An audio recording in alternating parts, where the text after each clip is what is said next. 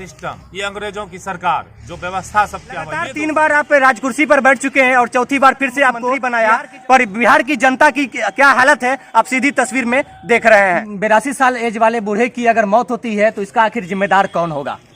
लगातार प्रखंड क्षेत्रों में मांग चल रही है, कई मांगे हैं को लेकर आज आमरण अनशन पर बैठा हुआ है, भूख हड़ताल भी किए हुए हैं। सैकड़ों की तादाद में आज लोग जो है प्रखंड मुख्यालय के जस्ट सामने बैठे हुए हैं।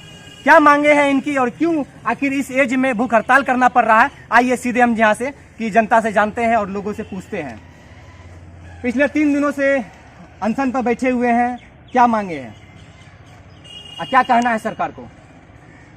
ये जो हम लोग के सामने में एक बुजुर्ग हम लोग के सामने में अंतिम सांस पर है और गरीबों और अमीरों के बीच में इतनी बड़ी खाई है कि पाटना असंभव है।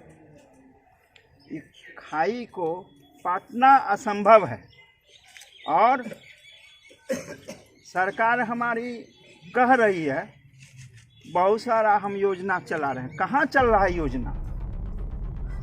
योजना यदि चलते रहती तो गरीब और अमीरों के बीच में खाई ही नहीं रहता। विकास के वादे हर नेतागण करते हैं, शासन का हो या प्रशासन हो या सरकार का हो, ध्यान किसी का भी दिखाई नहीं पड़ रहा है। क्या कहना आखिर इसका जिम्मेदार कौन है? इसका जिम्मेदार हमारी जनता भी जी और हमारे जनप्रतिनिधि भी।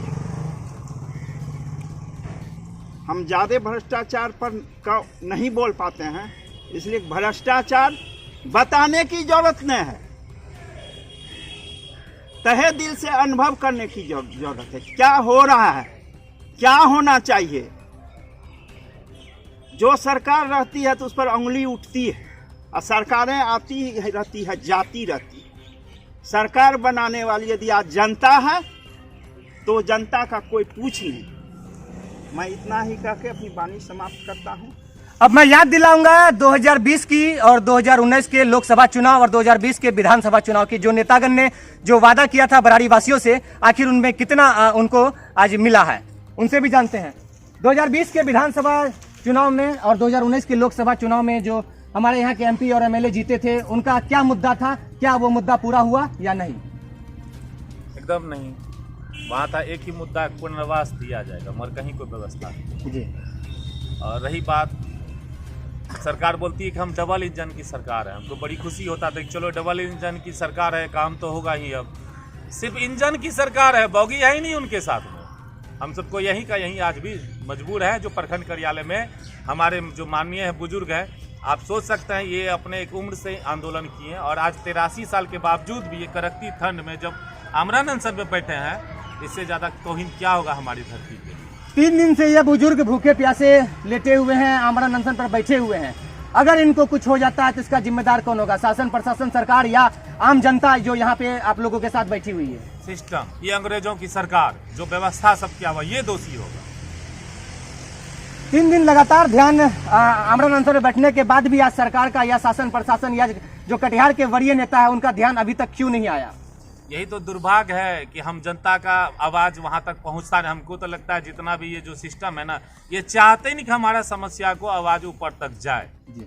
और ये भी कहिए, यहाँ बार बार हम तो देखते हैं हमारे मुख्यमंत्री जी का बारंबार बरारी का कार्यक्रम होता है, पर ये दुर्भाग्य एक भी समस्या का समाधान। वो जब आते थे ना, उस दिन बिजली नहीं था, संजोग से पूरा कटिहार में न्यूज आया था कि मुख्यमंत्री के कार्यक्रम में बिजली, बारसोई से बिजली आया था, सिर्फ दिखाने के लिए।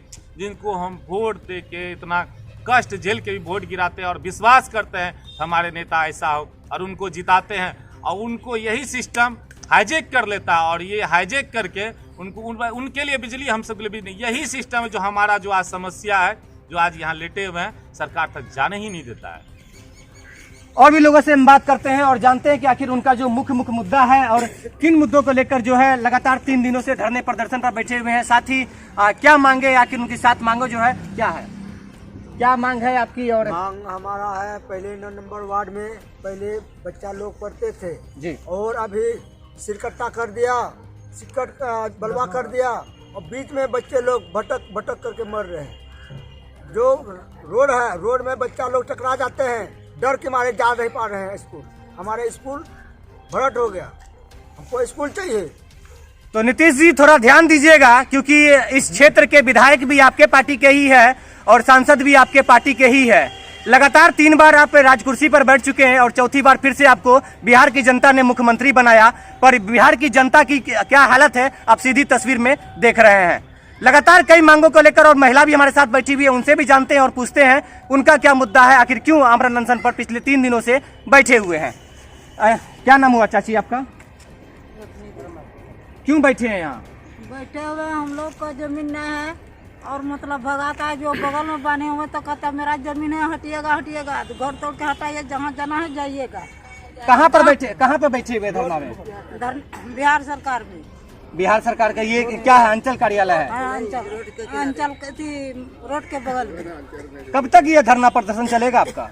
3 दिन, जब तक फैसला नहीं होगा तब तक धरना धरेंगे। और भी लोगों से बात करते हैं, उनसे भी जानते हैं कि आखिर जो मुद्दा है वो क्या है और क्या किन बातों को लेकर बैठे हुए हैं और इनकी शुद्धि लेने अभी तक कौन कौन आया हुआ है। कितने लोग आए आश्वासन देने के लिए अभी तक?